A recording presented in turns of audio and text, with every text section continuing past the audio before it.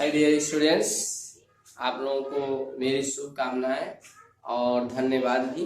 आप लोग मेरे वीडियो को देखते हैं, लाइक करते हैं, शेयर करते हैं। मैं यही चाहूँगा कि आप लोग अधिक से अधिक शेयर करें ताकि अधिक से अधिक स्टूडेंट्स लाभ उठाएं। आज मैं आप लोगों को सेल थियरी के बारे में कुछ बताना चाहता हूँ। सबसे पहले ये जानिए कि सेल है क्या। तो वैज्ञानिकों ने सबसे पहले इस ब्रह्मांड की चीज़ों को दो भागों में बांटा, लिविंग और नॉन लिविंग थिंग्स। तो जो भी लिविंग थिंग्स हैं उसको ये पता चला कि जो भी लिविंग थिंग्स हैं वह किसी स्मॉल चीज़ से बने हैं जिसका नाम रखा गया सेल। तो सेल के बारे में, सेल का नाम रखने वाले जो है वैज्ञानिक का नाम है रॉबर्ट हुक। रॉबर्ट हुक ने क्या किया कि वह एक सिंपल माइक्रोस्कोप बनाए थे। उसी सिंपल माइक्रोस्कोप से वह पौधों के छाल को और मधुमक्खी के जो छत्ते होते हैं उनको ले करके उन्होंने देखा, तो ये पाया कि ये जो भी बार्क हैं यानी छाल हैं वो जो है एक डिब्बे की आकृति यानी छोटे छोटे ऐसे डिवीजन की जैसे लगे कि किसी दीवार से डिवाइड किया गया है, और वह घनाभ की आकृति यानी क्यूब की आकृति की डिजाइन उन्होंने पाया। उसी का नाम इन्होंने सेल रखा। सेल जो है लैटिन वर्ड का सेलुला शब्द से लिया गया है, जिसका अर्थ होता है छोटा रूम। यह छोटे छोटे रूम की आकृति का डिजाइन उन्होंने पाया, इसीलिए उसका नाम सेल रखा। ये रॉबर्ट हुक ने 1838 में सेल का नाम 1665 में सेल नाम रखा। बाद में चल के हालांकि जो चीज वो लिए थे वह मृत सेल था। बाद में और वैज्ञानिकों ने खोज किया, जैसे जर्मन के दो बायोलॉजिस्टों ने, जिसका नाम था मैक्स सेल्जेन एंड थियोडर स्वैन। ये दो वैज्ञानिक यानी कि बायोलॉजिस्टों ने ये माइक्रोस्कोप का जब बड़े पैमाने पर नहीं अच्छे माइक्रोस्कोप का जब आविष्कार किया इन्होंने, हाई पावर के माइक्रोस्कोप का, तो उससे इन्होंने देखा, जीवित सेल्स के बारे में अध्ययन किया, तब ये लोग जो है वास्तव में सेल के बारे में जाने। सेल को बिल्डिंग ब्लॉक ऑफ लाइफ कहते हैं, यानी कि बॉडी का जो बिल्डिंग ब्लॉक है। जिस तरह से आपका ये घर है, कोई भी रूम घर होता है, वो छोटे छोटे ईंटों से बनाया जाता है। छोटे छोटे ईंटें होती हैं सजा के एक दूसरे पे बनाई जाती हैं। वैसे ही जो भी लिविंग थिंग्स हैं, प्लांट्स हैं या एनिमल्स हैं, वह जो है छोटे छोटे सेल्स से बने होते हैं। तो एक सेल की तुलना यानी सेल का कंपेयर एक हम ब्रिक्स से कर सकते हैं, ईंट से कर सकते हैं।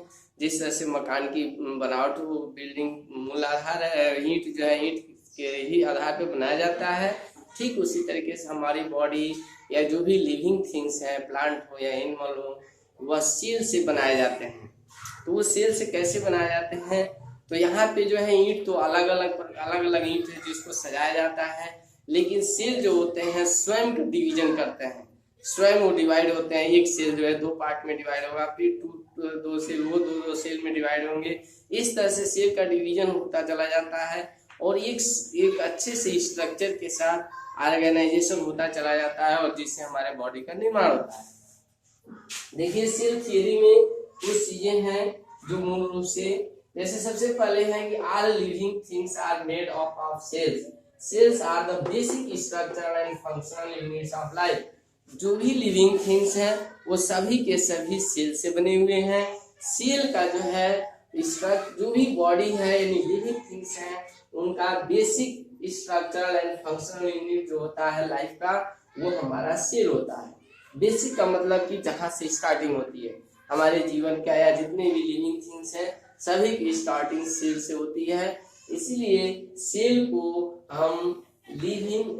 को basic structural and functional unit apply करते हैं।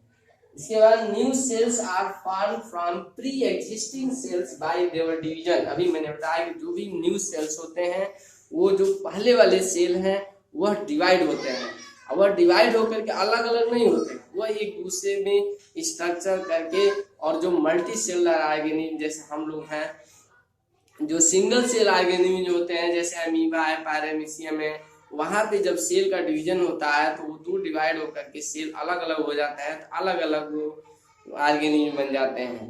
तो वो जो है सिंगल सेल के ऑर्गेनिज्म कहलाते हैं। लेकिन जहां भी मल्टी सेलुलर की बात आती है, जैसे हम लोग मल्टी सेलुलर ऑर्गेनिज्म है, यानी लाखों करोड़ों सेल्स जो हम लोग के बॉडी में होते हैं, तो ये जो मल्टी सेलुलर ऑर्गेनिज्म है वो सेल का जो डिवीजन होता है वह सेल डिवाइड होकर के अलग नहीं होता है, वह एक सेल से दूसरा सेल ऐड रहता है, वो उसी में उसके न्यूक्लियस के माध्यम से वो डिवीजन होता है। और भी आगे मैं जब बताऊंगा न्यूक्लियस क्या होता है और सब क्या होता है तो आपको डिवीजन ज्यादा अच्छे से समझ में आएंगे। यहाँ पे फिलहाल आपको ये समझना है कि एक सेल जो है डिवाइड होता है 2 सेलों में, फिर वो प्रत्येक सेल जो है 2 सेल में डिवाइड, फिर प्रत्येक सेल 2 सेल में डिवाइड होगा। इस तरह से डिवीजन होकर के एक दूसरे के ऊपर एडजस्टमेंट होते होते हमारे बॉडी का निर्माण हो जाता है, यानी मल्टी सेलुलर ऑर्गेनिज्म तैयार हो जाता है। तो इसीलिए हम सेल को basic structural and functional units of life कहते हैं। New cells are formed from pre existing cells by their division. बताइए दिया मैं, the organisation of the cells in the body of a living organism decides its structure.